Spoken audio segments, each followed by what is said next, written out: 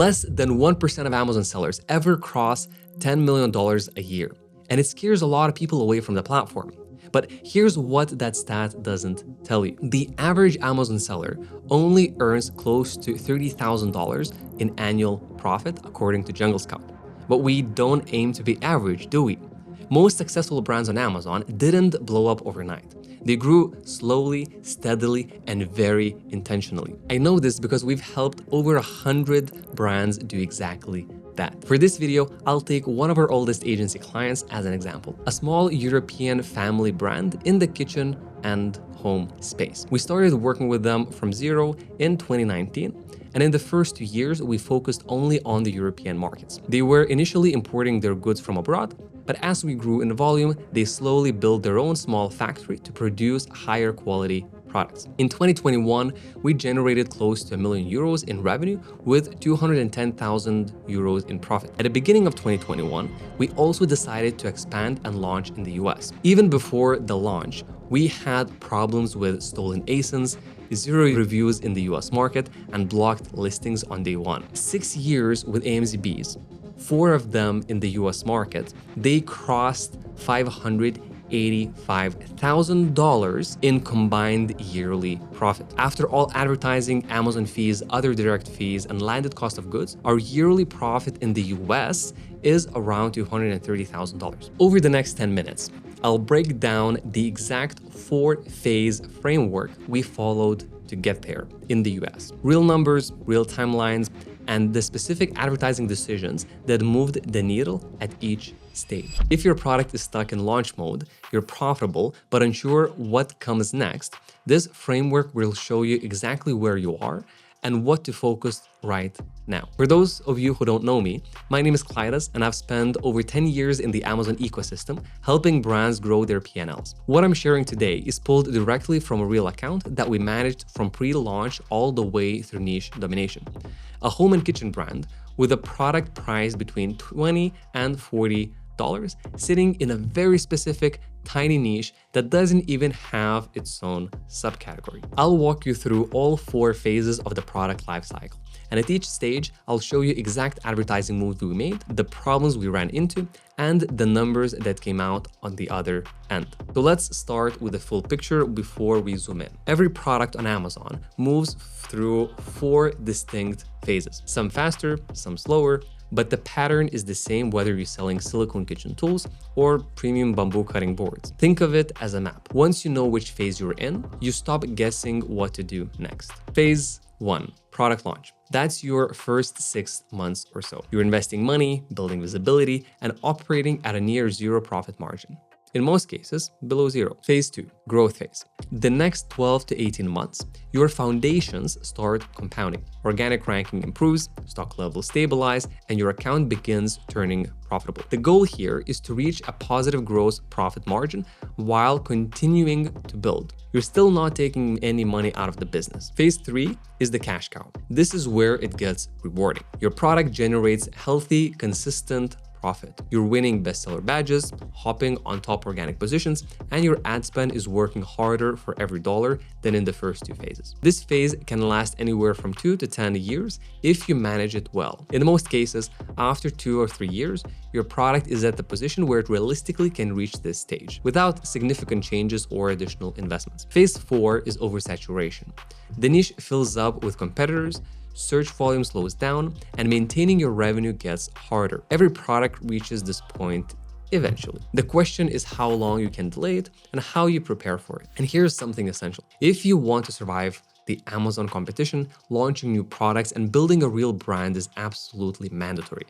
Focusing on individual products won't give you the long-term success. Now, here's what most people get wrong. They treat these phases like they'll happen automatically. Launch a product, wait long enough, and profit shows up. That's obviously not how it works. Each phase demands a completely different advertising strategy, a different mindset, and different metrics to track. The brand I'm about to walk you through understood that from day one, and their journey in the US started way before the phase 1, with a set of problems that nearly killed the launch before it began. Before a single unit was sold in the US, at AMZBs we were already fighting fires for this brand. They had been selling in the European markets. So when they decided to expand to .com, they expecting their existing ASINs to carry over cleanly. That didn't happen.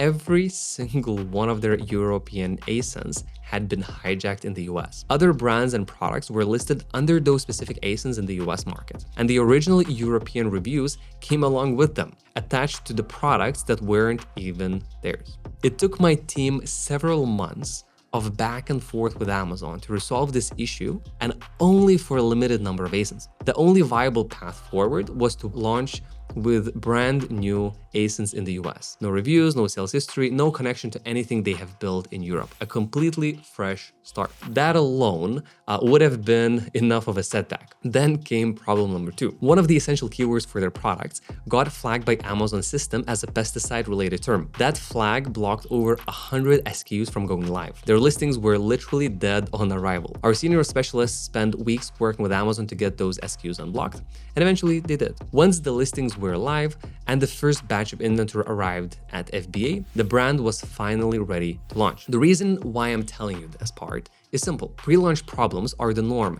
They happen quite often. Nearly every new account we manage has hit hijacked listings, keyword flags, catalog errors, customs issues, or inventory delays before the real work even begins. The brands that succeed are the ones that solve these problems and have the strategic patience to keep moving rather than treating them as reasons to quit. With the fires out, it was time for phase 1. The launch started with 10 to 15 parent variations. Our main priority was positioning the brand rather than focusing purely on profitability. Now, in some cases, sellers launch a product, turn on auto campaigns, and start chasing orders from day one. That approach burns budget without building anything underneath it. What we did instead was build advertising foundations from ground up, starting with product mapping.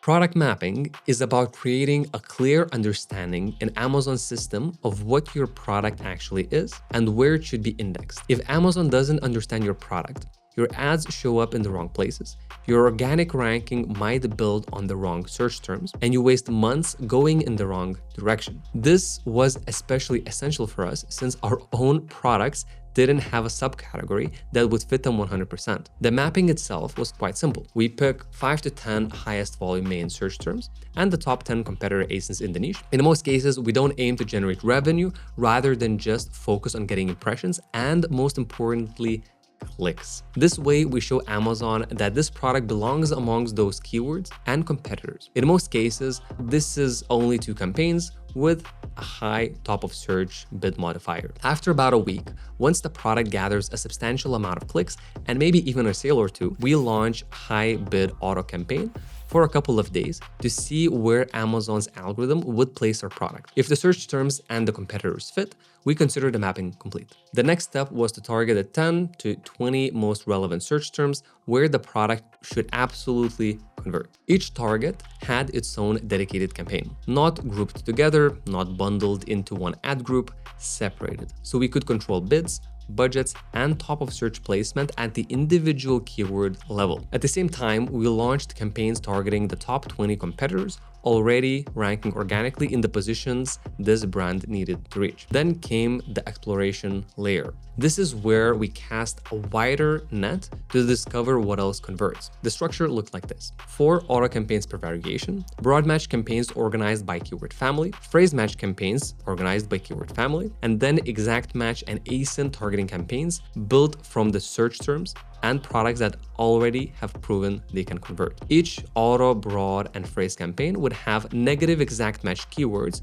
we were already targeting in other exact match campaigns to avoid data overlap. After the launch phase, we would be on the lookout for best performing search terms in those harvesting campaigns, so they would be the next candidates for their own exact match campaigns with dedicated TOS targeting. The majority of these campaigns had a single target each, 1 keyword or 1 ASIN. And that sounds like a lot of campaigns to manage, because it is, but the trade-off is maximum flexibility when optimizing. You can adjust top of search bids, shift budgets, and read performance data at the most granular level possible. That precision matters when every dollar counts. And in phase 1, every dollar counts. The first 6 months were spent launching, analyzing, growing the advertising structure, and tracking organic ranking movement. We generated approximately $23,000 of revenue in our first month and $34,000 on our sixth month, which was the last month of the launch phase. Now, our TACOs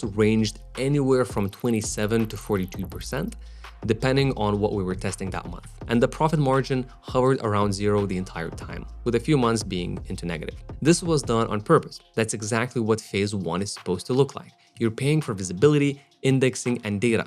The ROI comes later, and later was about to start for this brand. Before we get into the growth phase and where the numbers really start to shift, if you're finding this video useful, please smash the like button and subscribe for the YouTube algorithm.